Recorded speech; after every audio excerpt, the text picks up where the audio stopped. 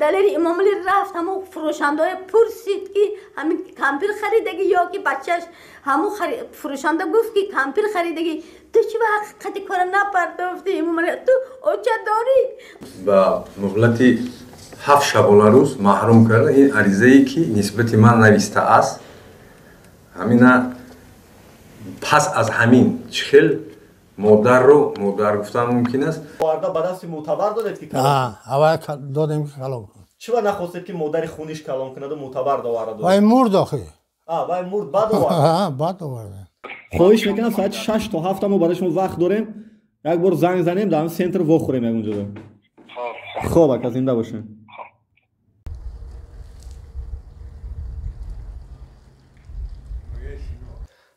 درود بیننده های عزیز این پارچه ویدیوگذاری ما رو شما چند هفته قبلتر در ناحیه سینا دیدید که سودیجروچی ها میخواستن یک عائله رو از منزل بیرون کنند با دعوای باتورا و معتبر که میخواست یک گوشه منزل رو فروخته برای پسرش محمدوف دلیر در یک گوشه دیگری دوشنبه منزل بخرد ولی باتوروف بختیار فرزند دیگری باتورا و معتبر که میگه که من فرزند اوگای هستم دعوا می‌آورد که نه من به هیچ دلیل راضی نیستم این گوشه منزلی من است و اینجا فرزندان من زندگی میکنن هر دو طرف دلیل‌های خودشان داشتند و شما از من خواهش میکردید که این قضیه را ما پیگیری کنیم این قضیه را حدود 2 ماه ما از ماه ینور پیگیری میکردیم ولی 2 سال قبلتر هنوز من با باتورا و معتبر زمانی که در رادیو وطن کار میکردم یک صحبت ویدیویی داشتم و این ویدیو را ما نشر کرده بودیم بعدا فرزند ایشان باتورا بختیار ما رو پیدا کرد و ما در جریان این قضیه شدیم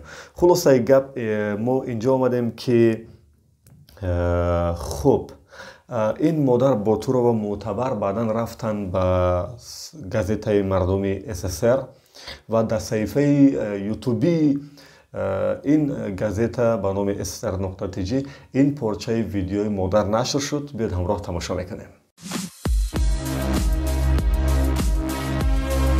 السلام علیکم من شهرمند شهر دوشنبه باتورا معتبر من از شما التجا میکنم که حقیقت کار بینین همین چی کنین حقیقت کار شما من کنین بینین که دلیل امامعلی آمد همون روز بحثی خانه ما آمد نویره های من فیراد کردن نویره من تلفن کرد که دلیل تیز بیا دلیل اومد دویده رفت که دید که همونجا 3 بالون علاوه زدن 12 کس بروندن جای جمعیت ویران کردن دود گفتن حقارت کردن در ملیساهای حقارت کردن پروکورورهای حقارت کردن دشنام کردن سودیوهای حقارت کردن دشنام کردن دلیل امامعلی ده گفتم بعد یک روز آمد بردم همه خانه فروختگی ده بردم همین دلیل امامعلی بردم همه خانه فروختگی ده وای گفت همین سیامکه کرد چون همینوی نگفته همون روز همینوی ده همون سیامکش نگفت که من رفته بودم خانه خریدار گفت که من همین زنک ده فروخته بدم گفت چون همینوی نگفت همونجا نگفت که من رفته بودم نگفت همینوی بعد بردمش همونجا بس سوال داد و که همین خانه همین کمپیر خرید می و بچهش خرید می دلیل امامعلی شما مادر دارید من همین به آتا کلام کردم نه دیده من همه خیلی آبروم ریزونی من 40 سال دولت با کار کردم خدمت دولت کردم تا 76 در آمدم من حق ندارم حق خودم گرم کدامی که من منزل خودم خریدگیم که دلیل امامعلی رفت همون فروشنده پرسید که همین کمپیر خریدگی یا که بچهش همون فروشنده گفت که کمپیر خریدگی تو چی به حقیقت کار نپرداختی امامعلی تو اوچه داری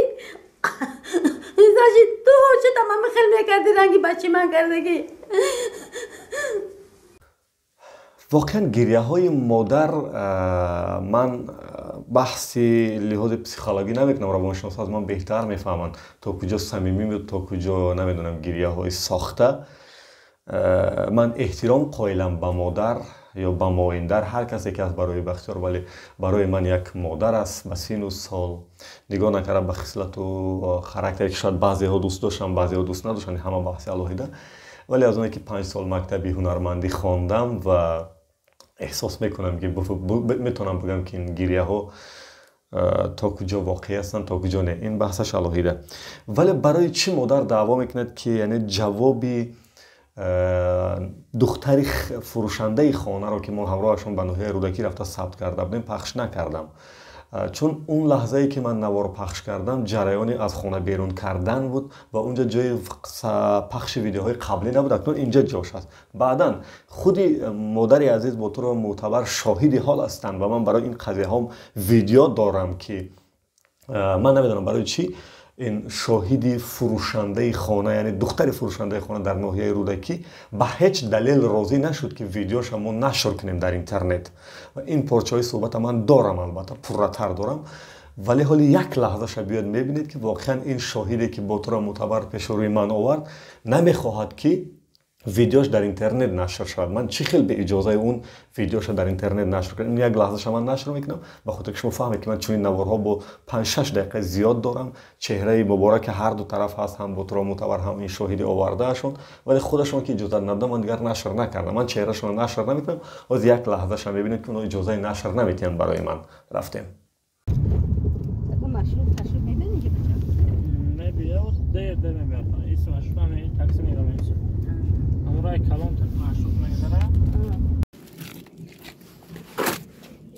یگان گپی بین همون خانه وای میگفت که من خریدم میگفت ممکنه داوزنم آخه خریدم میگفت نه گپ سر این که مادر میگه که من ویدیو نمیخوام گپ زدن، این برای من پروبلمه. من اجازه نمیدم. مالش من ویدیوتون نمیمونم، هیچ گپ نیست نمیمونم.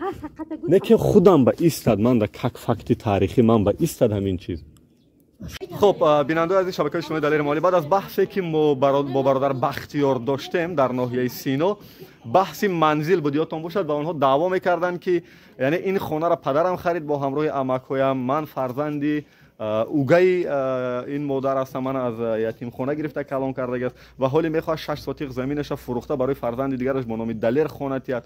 خلاصه این بحث سر و صدا خیلی زیاد. ما با مادر در نزد بینوی سیرک شهر دوشنبه صحبت های انجام دادیم که مادر نخواستن که این ویدیو را ما پورا نشر کنیم، ولی دلیل های پیش رو آوردن که واقعا بختیار فرزند خونی آنها است. گفتن که من بختیار در بطنم بود که از پدرش جدا شدم و واقعا گفت که خانه را من خریدم با پولی که در سیستم سودا کار میکردم و برای اینکه واقعا خانه را به مادر خرید است یا نه ما آمدیم تا دهه دریاباد، خانه 51 ناحیه رودکی. اینجا اپای کی زندگی میکردن؟ نه اپام چی نام داشت؟ اپای حبیبه زندگی میکردن. فرزندی شادروان برادر نورالله که صاحب اصلی خانه بود و خانه را نام شما چی بود اپا جون؟ نام شما؟ اپای معتبر از دست اکای نورالله خرید از خانه را، ولی خطایی در همین است که در همون دوره به نام فرزندش بختیار خانه را کرده است. خلاص اپای مرحبا گفتن که واقعا وقتی خانه را خریدن پول آوردن 23,000 به دست پدرم اپای معتبر داده بودن، هرچند در شرطنامه 12 و 13,000 است، ولی گفت است که خب بعد بیرون از شرطنامه با پول یعنی 23,000 دلیل آوردن که همینا دادگیان. با چی دلیل آوردن؟ خلاصه دلیل آوردن که اپای معتبر بود، یک دختر دیگه هم داشت، ما با دخترش در مکتب یک جای میخوندیم. با دلیل آوردن که نیم شوخی بود است که 23,000 دیگه داده اپای مرحبا رو میخواستن کیلین کردن ولی کیلین نشد، خلاصه راضی نشدن. یعنی دلیلشون همین بود که خانه را اپای معتبر خریدگان، پولا در دست پدرشون دادگان که پدرشون اکای نورالله چند سال پیش متاسفانه از دنیا گذشته است. ولی یک چیز متاسف است که در بحث‌های سری سودی که تا این وقت قضیه در سود ناحیه سینا به جانب اپای معتبر، در سود شهر دوشنبه به جانب اکای بختیار و در سود عالی بودن به جانب اپای معتبر حل شد. در همین سه سری سود شاهد اصلی که الان زنده‌اند و جای پول دادن دیدن همین اپای مرحبا دعوت نشدن. نمیدونم برای چی در سری سود دعوت نشدن تا این وقت. اکنون این جای قضیه باز من در گازیته SSR صحیفه یوتیوبیش وقتی که پیگیری کردم دیدم که اونجا فرزند این مادر، یعنی خیلی خودش میگه فرزندی من، بختیار میگه فرزندی اوگای هستم من، با طرف بختیار رفته جوابیه نشر کرد و این رو هم کوتاه تماشا میکنیم. سلام علیکم بینندگانی محترم، من به طرف بختیار میرزا مرادی یک چند وقت پیشتر به واسطه همین گازیته به طور معتبر برآمد کردن بسیار گپایی که به حقیقت موافقت نمیکند گفتن، گویا که اون رو یکون کس دشنام داده باشد هنگامی баромада шумо фаҳмидем ки гӯё ки мо кормандони прокуратураю суду мақомотҳои даштном карда бошем. ин ҳолат ҷо надорад барое ки сабти наворӣ дар ютуб сабт шудааст. агар ҳамин рост бошад ҳамон сабтро аз назар гузаронем. масъалаи он ки гуфтааст ки гӯё ки хонаро харидаасту рӯзноманигор далер онро сабт накарда бошад, ин мумкин ки ҳоло вақтро талаб мекунад. инҷа илова кардан дар кор аст ки ҳамин хонае ки харида шудааст аз ҳамон соҳибмулки аввала, вай бисёр одами калонсол буд ва айни ҳол вай дар ҳаёт нест ва рафта фарзандое ки он вақт ноболиғ мумкин хурдсол буданд аз ҳамона имрӯз гӯё баёнот гирифта бошад. лекин ҳангоми рӯбарӯ шудан ин масъалаҳо ошкор мегардад воқеияти ҳол чӣ хел сурат гирифта ба кадом ба анҷом расидааст.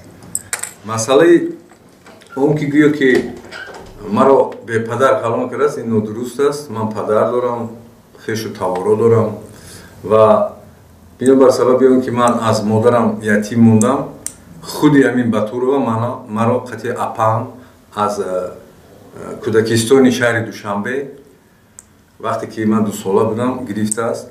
ман дар мурури ҳамин вақту замони зиндагӣ аз хешу таворонам фаҳмидам ки ин муиндари бугаӣ будааст. ман ин воқеаро аз падарам ва дигар авлодо пурсон шудам. ҳамаи ин ҳолатҳои кор ҳамин аст ки муиндар ҳақиқатан нисбати ман муиндариро раво дида бо аризааш моро аз озодӣ ба муҳлати 7 шабона рӯз маҳрум карда. ин аризае ки нисбати ман навистааст. ҳамина пас аз ҳамин чӣ хел модарро модар гуфтан мумкин аст. ман қаблан медонистам муиндар ки аст, молу мулки ман дар кор будааст. мо ҳамон молу мулка пештарам додем. ине ки ҳозир он манзиле ки фарзандои ман зиндагӣ мекунанд, ман имконияти дигар молу мулк додан надорам. вақте ки ман тасмим гирифтам аниқтараш ки ин видеогузориша пурратар, комилтар барои шумо пешниҳод кунам, ба Ботуров Бахтиёр тамос гирифтем ки гуфтем ки яъне он тараф моро ба ноҳияи Рӯдакӣ бурд пеши нафаре ки он зан духтари фурӯшандаи аслии хонаама ки Нурулло Шодравон буд ва гуфт ки видеоро нашр накун, вале ман шоҳид ҳастам ки Ботуров мутаввара пулро оварда ба дасти падари ман доду ин он. гуфтам шумо чӣ шоҳидӣ доред? онҳо гирифтанд мара назди падаршон бурданд ки ҳанӯз зинда ҳастанд ва беш аз 80 сол умр доранд, худоян умрашон тиҳад. ва ҳоли ин видеоро мебинем ки ин тараф далел меорад ки на, хонаро падари ман ҳамроҳи ман ва ҳамроҳи амакҳом хариданд. биед ин тарафи видеоро мебинем. бинандаи азиз, ин ҷои қазия ҷониби дигар, ҷониби Ботуров Бахтиёр моро ба деҳаи Бедак, ҷамоати деҳоти Алмосӣ, хонаи 13 шаҳри Ҳисор овард ки ба гуфти эшон инҷо падари хунишон зиндагӣ мекунад ва мо ҳоли бо падари хунии Ботуров Бахтиёрам дар суҳбат мешавем ва ҷониби тарафа фикру назару андешаҳоша мепурсем. аз ҳамин Ботурова Мӯътабар шумо як духтар ва як писар хунӣ доред ё не? من ندارم، این شدنی هم نیست. اگر باشم من در کار نه. بختیار فرزندی کی است نباشم؟ Ботуров Бахтиёр. بختیار فرزندی من است. مادرش کی است؟ مادرش مرد. از کجا بود اگر مخفی نباشد؟ کی بود؟ در کجا زندگی میکرد؟ در همون چهارتپه ده بود ولی مرد. چهارتپه ناحیه رودکی است؟ رودکی. آها. شما این از وی آورده به دست معتبر دادید که کلام؟ اول دادیم که کلام کن. چرا نخواستید که مادر خونیش کلام کنه و معتبر آورده؟ وی مرد آخه. وی مرد بعد آورده؟ بعد آورده. چند ساله بود که آره به دست Ботуров معتبر دادید؟ همین 2 ساله بود خیلی. 2 ساله بود. یک بحث دیگه بحث منزل است امروز در ناحیه سینا. خانه ای که حالی Ботуров Бахтиёр زندگی میکنه. خب. Ботуров معتبر میگه که این خانه را سال 83 بود یا 4 84 من خریدم میگه، پول من دادم میگه. ولی Ботуров Бахтиёр میگه که نصف پول من دادم، نصف پول پدرم با عمک‌هایم دادگیان میگه. واقعیت چی است؟ همین پولا همین پولا آها. من خطی یک دادر رحمتی دارم سعید نوریدین خطی همین برده این سالای 84 بود برده ده همون نتروس همون حاضر 82 ماه ما وقتش همون نزدیکی همون هوای زندگی میکردیم 12,000 سوم من سپاریدم بختیار را گفتم که درام بوده 10 ماه همین کردیم ما تمام بختیار چند ساله بودم وقتتون هست؟ هم وقت 20 ساله بود هم خیلی بود آها. فروشنده کی بود؟ فروشنده بغزالов نورالله گفتنی آدم غرمی بود غرمی. کوچیده کجا رفیقتون هست؟ نه نمیدونم دیگه باید انا که ببینید جانب او طرف باتور و معتبر مرا پیش یک بانوی برد به ناحیه رودکی که وای دختر همون صاحب خانه بوده است و وای میگه که من شاهدی میتیم که همین معتبر پول آورده در خانه در دستی پدر من داد من اونجا شاهد بودم میگم گو خورده این همه گروه بیش همین پول من داده من همچون هدیه برای فرزند خود تمام دیگه من یه شعر نمیدونم همین شب روز بحث سودی فرزند شما با سابق همسرتون ادامه دارد با طرف بختیار و با طرف معتبر خب و شما را میخواهند گاه ها به بحث های سودی شاید دعوت کنن همچون شاهدی طرف خواهش شما چه از سودی ها؟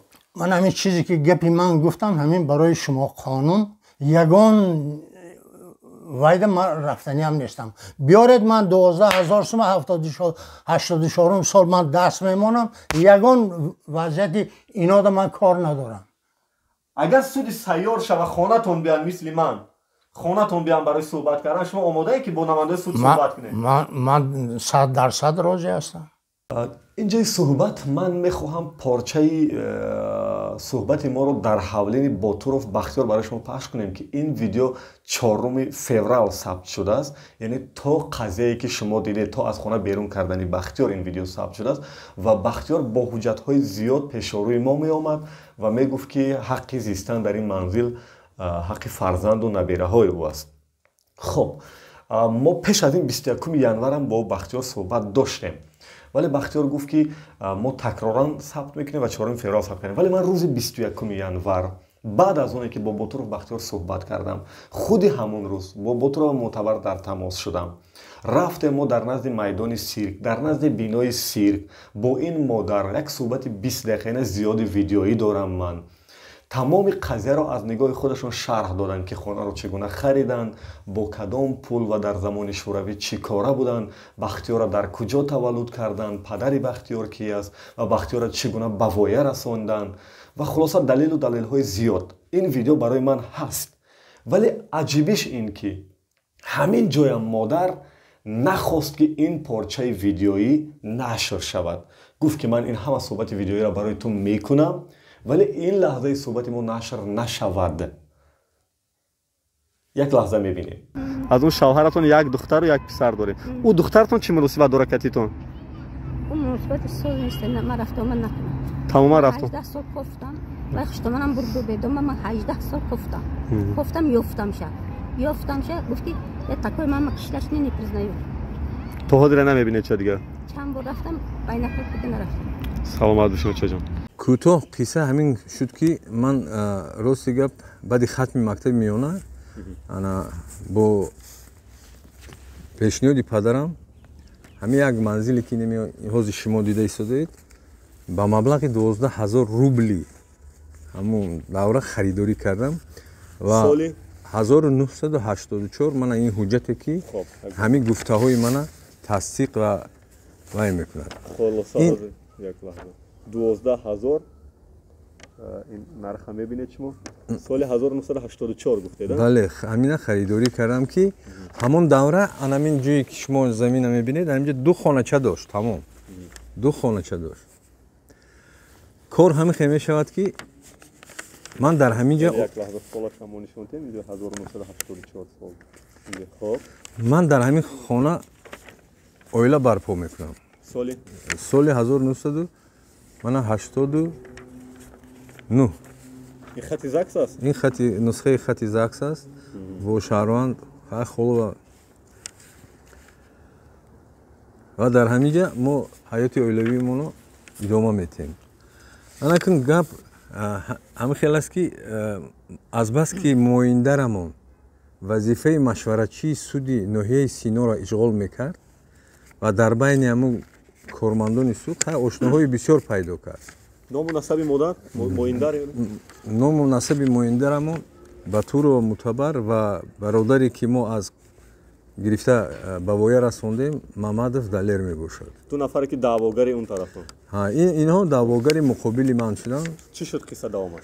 قصه دوامش من راستی گفت تا سال 2020 تا سال به خبر از حجتایی که به دست آوردم در نتیجه کوفت و کو معین شد که مویندرمون ما را حقیقتا به یک فریب رزیلانه روبرو کرده است و برای من بسیار خیلی مشکل بود برای معین کردن همه حالتهای کار با سبب اون که من به صدمه نقلیاتی افتاده بودم. خب چی شد؟ یعنی مادر تا 2020 با شما زندگی میکرد مویندر؟ مویندری من هیچ وقت قطعا در این خانه زندگی نمیکرد. فقط آمده ما را عیادت میکرد. ما میرفتیم خبر میکرد اون طرف راد 112 میکرایوند رئیس محله یک شهرچه 112 اگر روز شما روید همون ساکنای همون محله پرسید همه از کدام جهت میشناسن گفته میتونم مردم.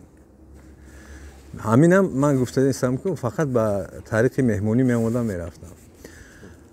کار و گپ هم خیلی شد که تجربه کاری سودیشون بسیار در همون با صفت مشورتچی سود دید کردن. انا با من پیشنهاد کردن که از اولاد خانه تا عیده ست کشیدن نگیرد.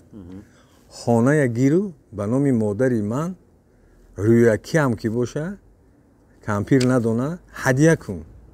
من راستی گپ از بس که با جان و دل همه امر مادر موینده را گویم اجرا میکنم من با جای مادر حقیقی بعد بدتر فهمیدم که مویندر بوده است.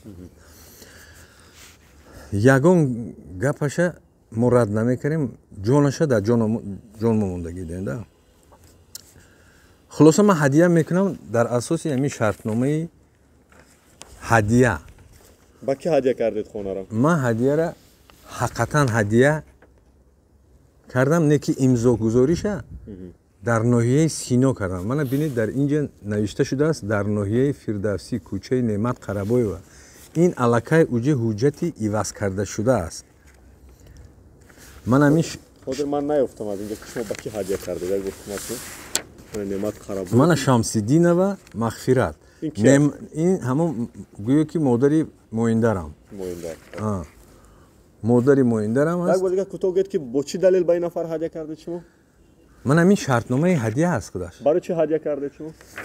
این هدیه کردم با اون سبب که مویندری همین قلو با ما میگه که همین زنت خانه کشیدن نگیرد با واسطه سود.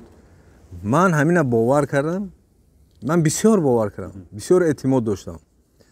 بعد من اگر همین حجت اهمیت دید من این خانه در ناحیه سینا جایگیر است. هایی که ما قرار داریم.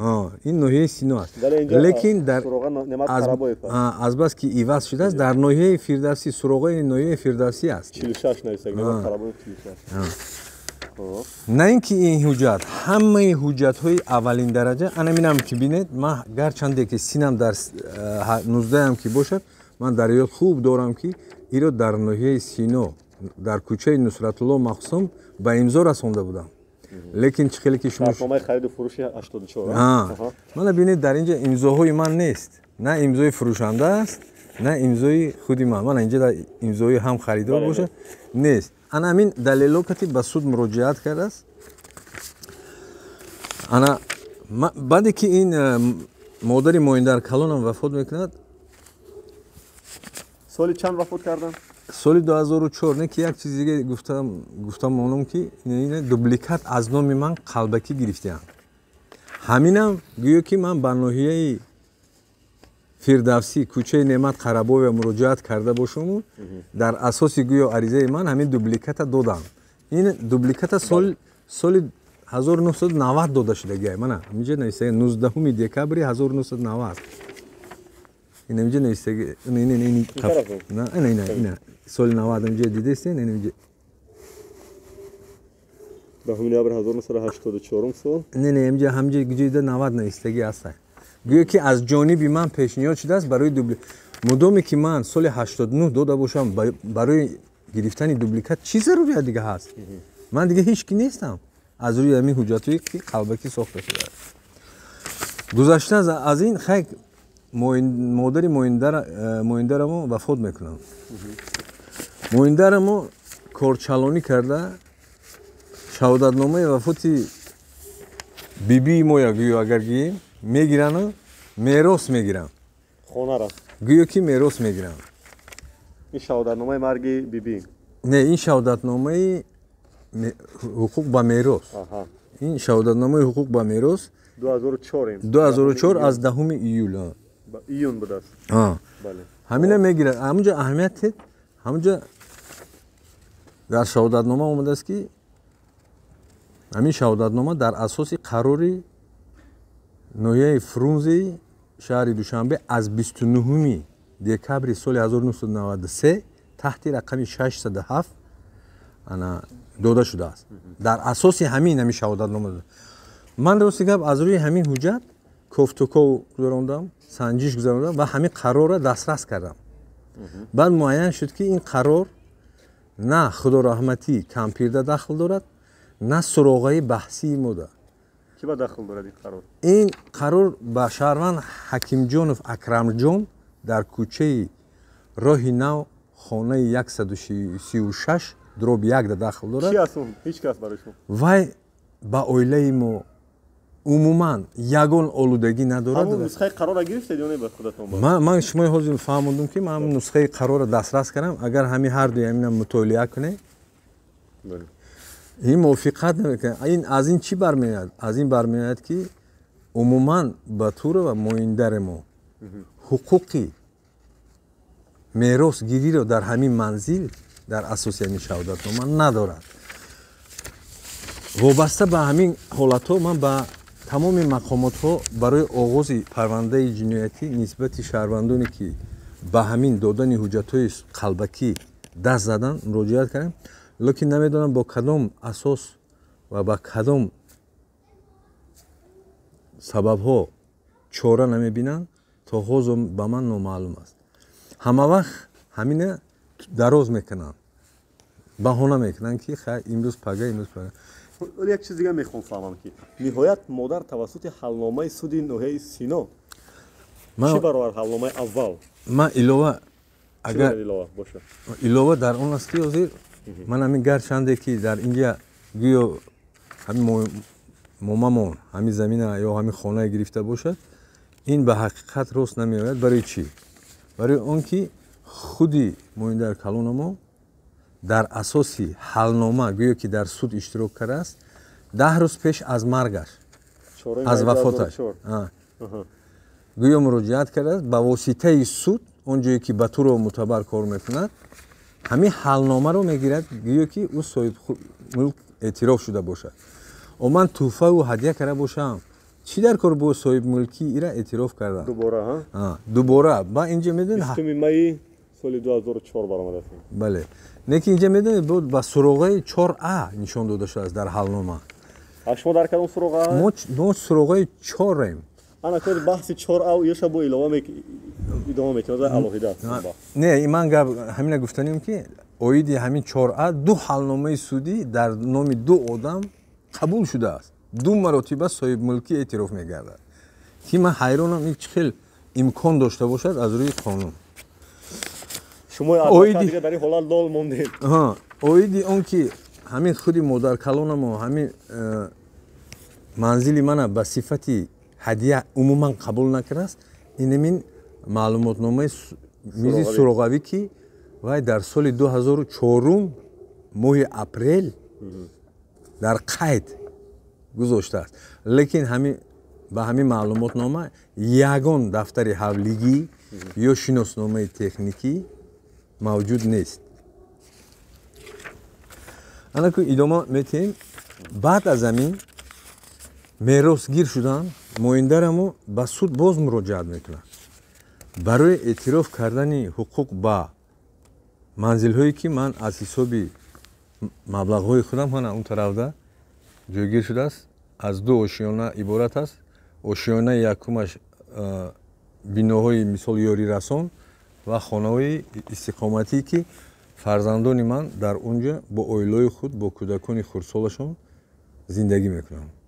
модар даъвогари ҳамон қисмати замин шуд. модарамо моиндарамон акн чӣ хегӯм пинҳонӣ аз мо ҳамон қисмати он тарафа ба бародари угаиям ҳадия мекунад. Ябор дига ному насабшон чӣ буд бародари угай? Мамадов Далер Хавшимбекович. Чӣ шуд ҳалномаи суди? ҳамина вақте ки ҳадия мекунанд, не ки пеш аз ҳадия худашонро дар ҳамон қисмат соҳибмулк эътироф мекунанд. соҳибмулк эътироф мекунанд. Ин гапҳои ман бо ҳалномаи суди ноҳияи Синои шаҳри Душанбе аз 2017 сол чӣ хеле ки мана шимози декабр исбот мекунанд. ҳамин қисми хулосавиша охириша хоне ҳамонҷо гуфтагие ки соҳибмулк эътироф мешавад дар хонае ки ман бунёд кардам. соҳибмулки Ботурова Мӯътабар ба сохтмонҳои дар манзили истиқоматии худсарона сохта шуда воқеъ дар Душанбе кӯчаи ҳамадонӣ хонаи 4 таҳти литери 2.1 иборат аз 4 ҳуҷраи истиқоматӣ бо масоҳати 23 фалон анҷомхона ино иншооти ёрирасон фалон замини масоҳаташ иборат мешавад. эътироф карда шуд. Яъне эътироф карда. Мана чӣ хеле ки ман гуфтам дар онҷа бинои ёрирасон ман шуморо мегӯям ҳамин барои моиндари ман ҳамин хоначаи мошин таъмиркунӣ чӣ дар кор дар синни 67 солагӣ 68 сол. Дорад ё не ба моиндаратон? Моиндарамо дар он тарафи рафт дар 112 маҳалла микрорайон гӯем манзили чӣ мегӯям се ҳуҷрагӣ дорад. вале ман баъзе аз баҳсҳое ки то навори шумо бо модар доштам аз навори қаблӣ мегӯяд ман дар хонаи духтарам зиндагӣ мекунам, дар хонаи домодам. Вай ба ин масъаларо дар ҷараёни баҳси судӣ ин манзилро рӯякӣ мефурӯшаду маблағи онро гирифта аз кӯчаи маҳаллаи Зарафшон хона мегирад. Агар хоҳед кӯчаи Бобо Ҳамдам сеюм ошиёна ман рафта дари ҳуҷраи хонаи харидаша нишон метиҳам. дар онҷа иҷора шинонда маблағ мегирад. Инчунин дар ҳамин наздикӣ ҳамин як бинои нав сохтмон шуда истодааст ва маблағи ҳамин қисми фурӯхташударо аз онҷа ду манзили дигар мегирад. аллакай ин маблағи гирифтагӣ аст модар? Аку ба ҳисоби ҳамон пул ду хонаи навбунёд мегирад. 4 марти соли 2022 Ботуров Бахтиёр боз ба ман дар тамос шуд, гуфт ки ман мехоҳам бо шумо як суҳбати кӯтоҳи видеоӣ кунам оид ба масъалаи он ки санаи 3 март тарафҳо ба бинои суди олии ҷумҳурии Тоҷикистон даъват шуданд, яъне идомаи қазияро суди олӣ бевосита ба зиммаи худаш гирифтааст ва гуфт ки аз ду тараф шоҳидои зиёд буданд, онҳо фақат иттилоъ гирифтанд ва гуфт ки ман мехоҳам як назару андешаҳои худамро баён кунам. ҳамон рӯзе ки судиҷрочиҳо омаданд ва шуморо баъд аз хона берун мекарданд, шумо қарори боздошт пешниҳод карден. Баъдан чӣ ҳодиса шуд? Ман дар СССР дидам ки шуморо ба ҳабси маъмурӣ гирифтанд. Чӣ шуд? Яъне воқеа чӣ буд? Бале, ҳамин масъала ҳамин хел шуд ки ҳамон ҳодисае ки ҳамон рӯз ба навор гирифта шудааст, гӯё ки мо кормандони прокуратураю суду дигару даштному ақорат карда бошем, чунин ҳолат ҷой надошт. бо вуҷуди нигоҳ накарда ҳамин Батурова Мӯътабар яъне моиндари мо бо ҳамин аризаи иғвогарона ба шӯъбаи корҳои дохилӣ ариза нависанд. Мутаассифона суди ноҳияи Сино чӣ хел гӯям, агар ғайриқонунӣ гӯем ба ҷазои маъмурӣ мо кашидем, мо ҷазои ноҳаққи 7 шабонарӯзро гӯё кашидем, хай накашидем, рости гап бемор шудем, моро ба беморхона оварда расонданд. Чанд рӯз шумо истодем дар ҳабси маъмурӣ? Дар ҳабси маъмурӣ мо як 3 рӯз нигоҳ дошта шудем. Бинобар сабаби хуруҷ ёфтани дарди талха ман рости гап ба беморхонаи Истиқлолият расонда шудам. Дар онҷа камакак табобат кардану ба ҳамин як нав шуда биромадем, гуфтанд ки ҷарроҳӣ кунем. Ман гуфтам не, ҳозир вақти ҷарроҳӣ ман нест, дардам бошад каму беш ман мубориза мебарам. суоли дуюмам ин аст ки умуман баъд аз ин қазияҳо расонаӣ шудан суди ноҳияи Сино, суди шаҳри Душанбе ва суди олӣ ягон хулоса ягон чорабинӣ дидан шуморо даъват карда ягон воқеа шуд ё не? Не, масъалаи он ки ҳамин иҷроиши ҳалномаи суди ноҳияи Сино боздошт карда шуд аз ҷониби суди олӣ ва баъди ҳамин рости гап бо даъвати суди олӣ мо ҳама тарафи қазия даъват шудем. яъне шумоам оилавӣ ва оилаи моиндарам?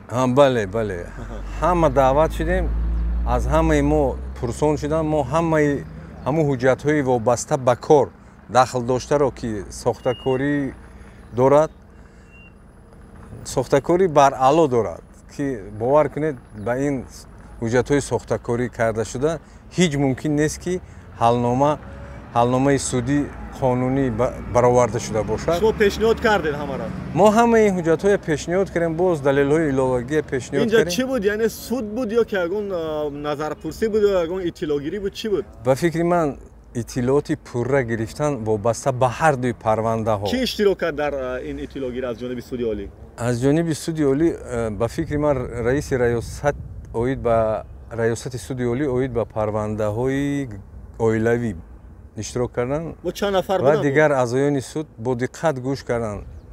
ҷониби ӯ тараф ҳам гӯш кардан? ҷониби бо ҳар ду тарафа баробар гӯш кардан. акун ба фикри ман барои хулосабарорӣ баъди ин иттилооти гирифташон хеле ки ягон андешаҳои қонунӣ мебаровард. қай буд ин вохӯрии шумо? ин рӯзи сеюми ба фикри ман сеюми марти ҳамин сол соли равон. ба назари шумо бо гузашти ин қадар вақт чаро суди олӣ то ҳол хулоса ҳалнома намебарад ва умуман ба фикри шумо роҳи дурусти ҳал чӣ аст? хай акун аз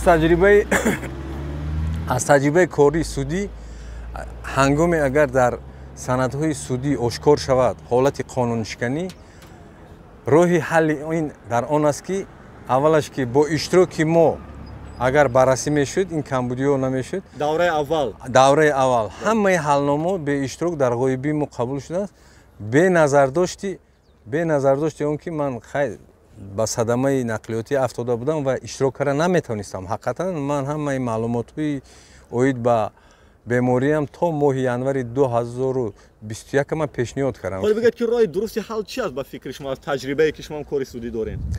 ба фикри ман агар ҳамаи ҳалномои қабулгашта бекор шаваду аз сари нав баррасӣ шавад, ба фикри ман ҳамун камбудиҳои роҳдодашуда бартараф мегарданду ба фикри ман ҳалли худашро меёбад. ин фақат роҳаш ҳамин як бор бекор карда шудани онҳо ва бо мақсади фақат бартараф кардани ҳамун камбудиҳое ки қаблан роҳ дода шудааст. хуб бозам ба хотири риояи баланс ки фикри он тарафам баъд аз иттилоъгирии суди олӣ бошад, ман занг задам ба Ботурова Муътабар. як суҳбати кӯтоҳи телефонӣ доштем, мехостам ки бо эшон вохӯрам.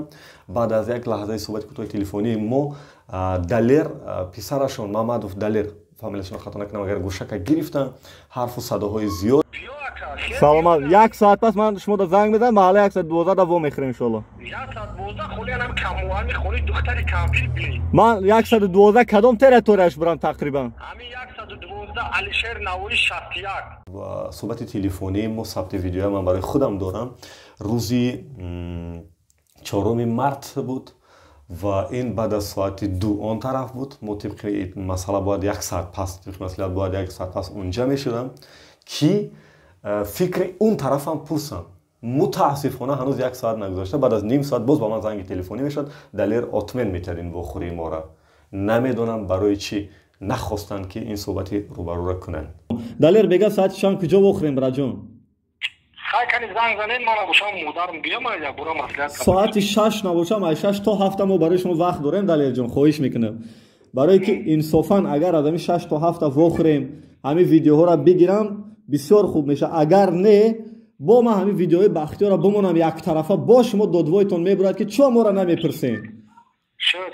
хоҳиш мекунам соати 6 то 7 мо барои шумо вақт дорем, як бор занг занем, дар ҳамин сентр вохӯрем ягонҷода. хоб ака, зинда бошем.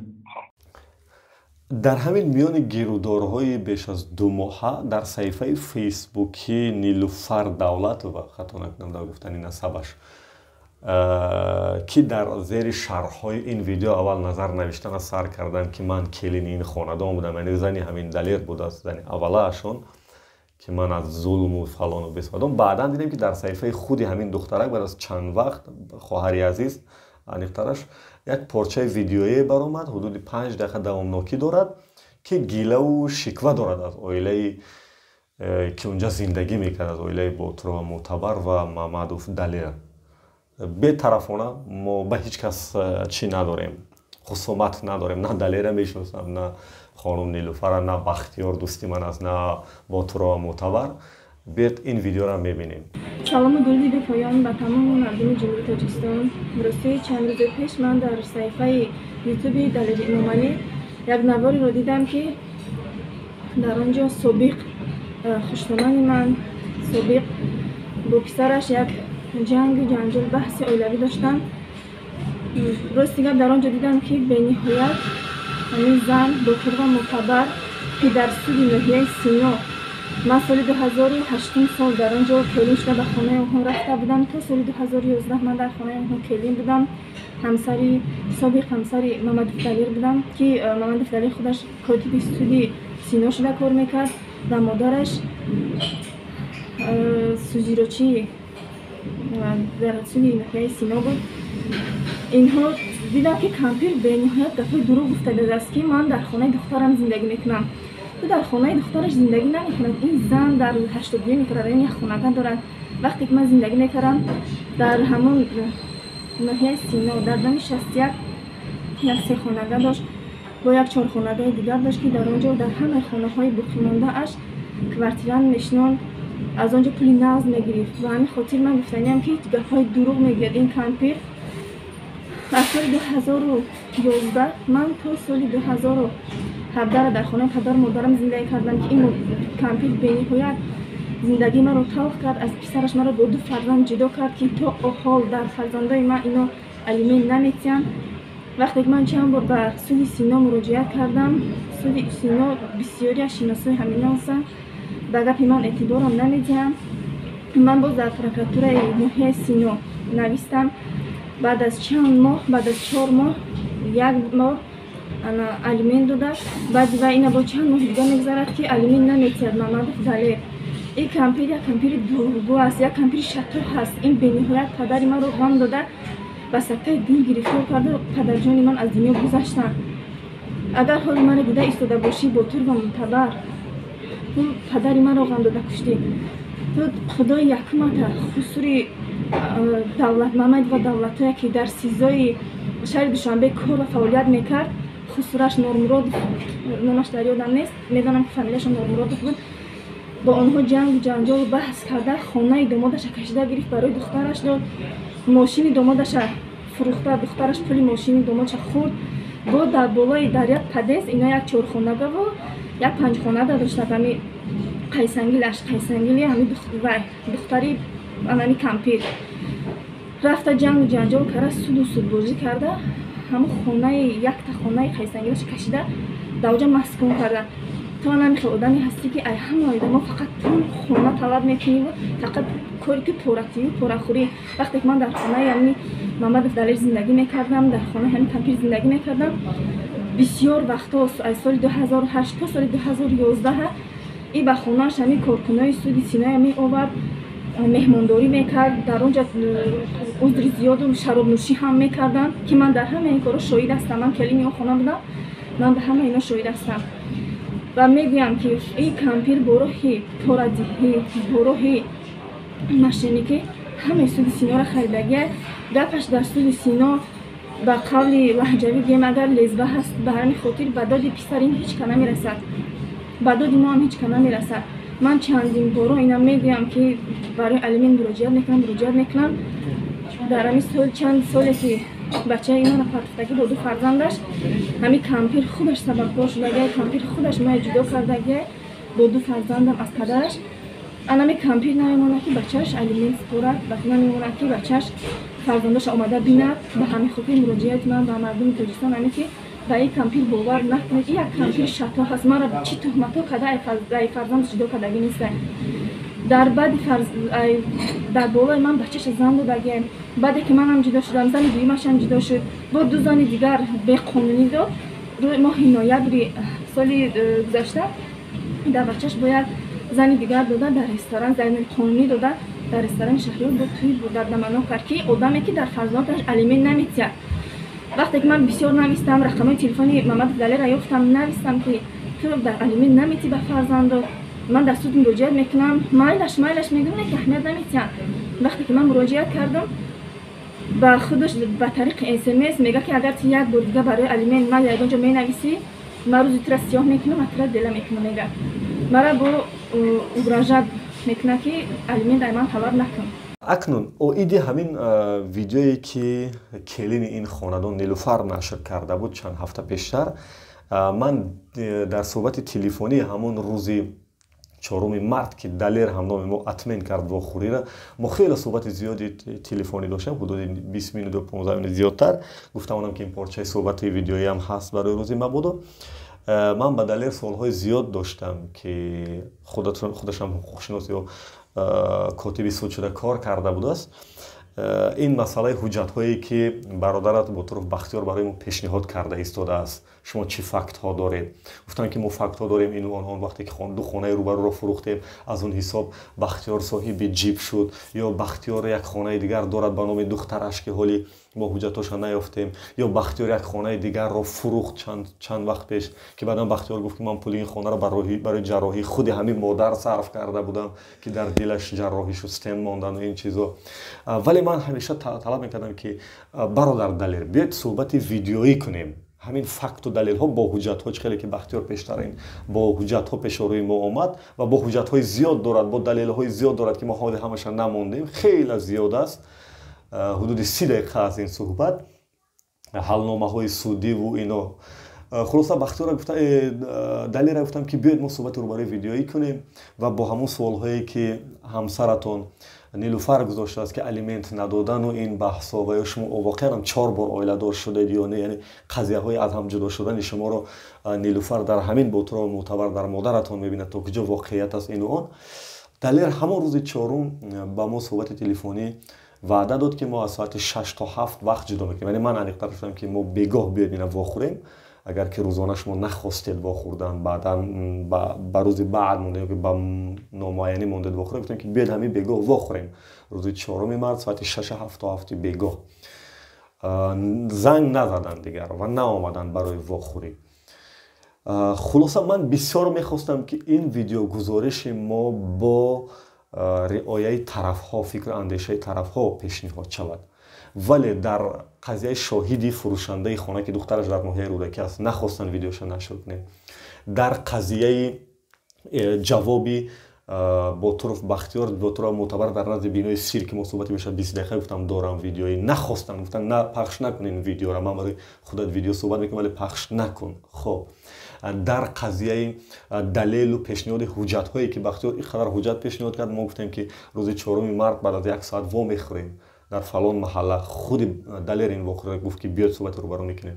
атмен додан вохӯриро. дар қазияи ҷавоби натиҷаи суд баҳси ин иттилоия гирифтани судҳои оливу 4 маротиба оиладор шудани бародари мо Далеру даъвоҳои Нилуфар ҳамсари аввалашу ино соати 6 то 7 ҳамон рӯз бояд суҳбат мекардем. вохӯрӣ наомадан, занг назадан барои вохӯрӣ. хуб, хоҳиш мекунам дигар инсофан, виҷдонан, имонан ба мани журналист ҳеҷ вақт тараф назанед ки ман ҷониби киям. дастам рӯи сина, виҷдонам пок аст. дилхоҳ мақомоти тафтишотиро аз пушти ман дар назорат монед. дилхоҳ ҷо аризаи шикоятӣ бинависед ки ман аз ҳеҷ тарафе дирҳаме нагирифтам. агар бо мошини Ботурова Мӯътабар ки такси дархост кардем, мо то ноҳияи рӯдакӣ рафтем, барои рӯшанӣ андохтан ба масъала буд, маблағаша худи Ботурова Мӯътабар дод, вале мутаассифона видеоро баъдан нашр накардем, барои ки иҷозаи нашр надодам. агар бо мошини Ботуров Бахтиёр то деҳаи бедаки ноҳияи Ҳисор рафтам, шаҳри Ҳисор, барои падарашона дидан, чун барои рӯшанӣ андохтан ба масъала буд.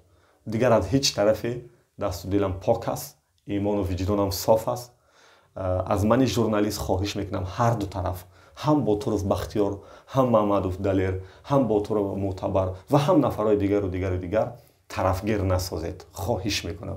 ما خواستیم هر چیزی که هست واقعیت آشکارا برای شما بررسی کنیم. این طرف نخواست که یک زمره ویدیوها نشر شد، این طرف خواست که همه نمود ویدیوها نشر شد و حتی ما کوتاه‌ترش هم کردیم برای که با طولانی تر بود.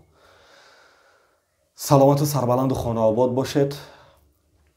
این منزل بحثی در ناحیه سینا از آن کی است؟ با طرف بختیار یا با طرف معتبر؟ نمیدونم. خدا کند که هموطنان عزیزی که در سود عالی کار به دست گرفتن براشون انصاف و وجدان ایمان میخواهیم. خدا براشون اقبال و آبرو دهد، حق به حقدار برسونند دست هر کسی که هست. بعدا از نتیجه آخرش ما یک ویدیو گزارش دیگر هم نشر میکنیم که خانه به کی رسید. برای من فرقی ندارد. من ژورنالیست میخوام که حقیقت غلبه کند. اگر با طرف معتبر رسید من یک ویدیو گزارش میکنم، اگر با طرف بختیار رسید من یک ویدیو گزارش میکنم حتما. سلامت و سربلند و خانه آباد باشین. پدرود تا درودهای دیگر.